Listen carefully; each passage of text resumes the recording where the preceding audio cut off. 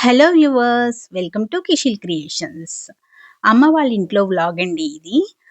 మా అమ్మ చేసే చేపల కూరకి చాలా మంది ఫ్యాన్స్ ఉన్నారు. ఆ రెసిపీ మీకు కూడా చూపించాలని ఇలా వీడియో తీసాను. మా ఊరిలో ఫ్రెష్ ఫిష్ బాగా దొరుకుతుందండి. చిన్నప్పుడు మేము ఎక్కువ ఫిష్ కర్రీనే తినేవాళ్ళం. మేమొచ్చామని అన్నయ్య 2.5 కేజీల బొచ్చె చేప క్లీన్ చేపిచ్చి తీసుకొచ్చాడు. ముక్కల్ని అమ్మ మళ్ళీ క్లీన్ చేసి మసాలాలన్నీ వేసి కలిపి కొంచెం సేపు పక్కన పెట్టింది. పసుపు, ఉప్పు, కారం వేసి కలిపి పెట్టి నెక్స్ట్ ఒక మసాలా పేస్ట్ వేసుకుంది. అదేమిటంటే కొబ్బరి, అల్లం, వెల్లుల్లి, 4 లవంగాలు, ఒక దాచిన చెక్క ముక్క, కొంచెం గసగసాలు ఇవన్నీ కలిపి మెత్తగా పేస్ట్ చేసి ఒక 3 స్పూన్లు వరకు వేసింది. ఈ మొత్తం చేపకి 3 స్పూన్లు వరకు వేసింది. ఈ పేస్ట్ చేపల కూరకి చిక్కదనాన్ని మళ్ళీ టేస్ట్‌ని ఇస్తుందండి.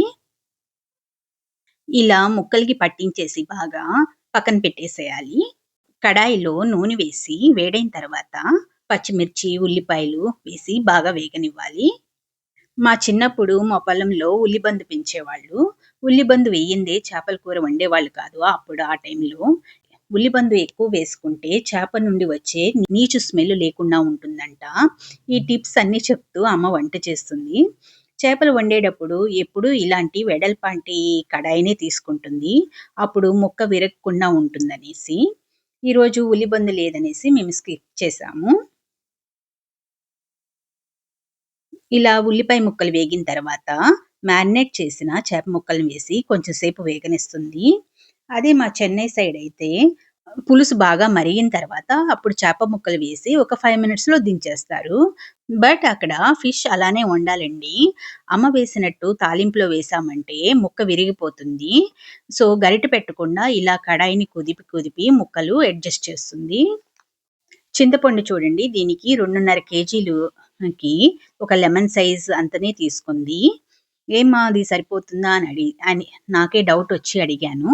అప్పుడు కరెక్ట్‌గా సరిపోతుంది చూడని చెప్తుంది. చింతపండుని ముందే నానబెట్టి పెట్టుకుంది.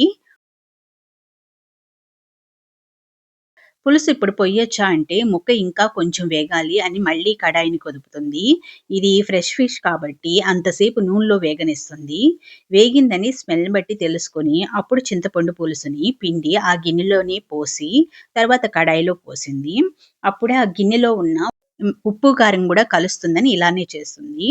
పులుసు మొత్తం వేసిన తర్వాత కొత్తిమీర కూడా వేసి బాగా మరగనివ్వాలి. దగ్గర దగ్గర 30 మినిట్స్ వరకు సన్నటి మంట పైన ఉడికించింది. హై ఫ్లేమ్ పైన ఉడికితే ముక్క అంత టేస్ట్ రాదు.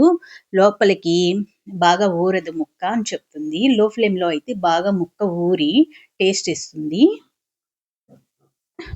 పులుసు మొత్తం పిండి కడాయిలో పోసిన తర్వాత మళ్ళీ ఒకసారి మొత్తం కుదుపుతుంది.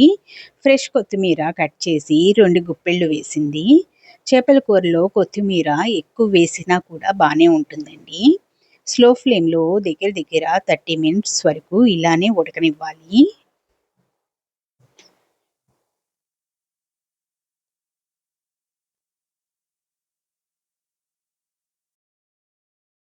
ఇప్పుడు చూడండి, ఈ స్టేజ్‌లో నూనె బయటకు వచ్చింది కానీ పులుసు ఇంకా చిక్కపడలేదు. ఇప్పుడు బాగా చిక్కపడిపోయింది. ఇప్పుడు ఆఫ్ చేశామంటే కూర చల్లారేసరికి ఇంకొంచెం చిక్కపడుతుంది. కరెక్ట్‌గా ఉంటుందని స్టవ్ ఆఫ్ చేసింది ఇప్పుడు.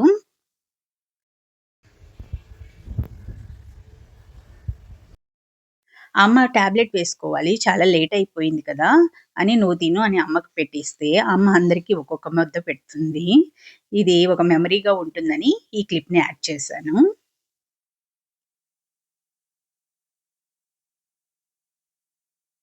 అక్క గూడా వచ్చుంటే బాగుండేది అనేసి అన్నయ్య చెప్తున్నాడు.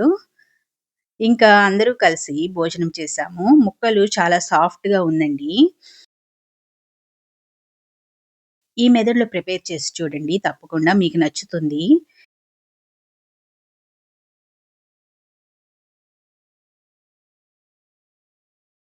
ఈ రెసిపీ విధానం మీకు నచ్చిందా లేదా అని కామెంట్‌లో చెప్పండి.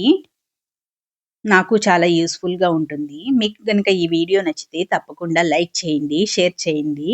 అలాగే సబ్స్క్రైబ్ చేసుకోకపోతే తప్పకుండా సబ్స్క్రైబ్ చేసుకోండి. వీళ్ళిద్దరూ మా అన్నయ్య పిల్లలండి. చూడండి ముక్క ఎంత సాఫ్ట్‌గా ఉందో. Thank you. Thank you all.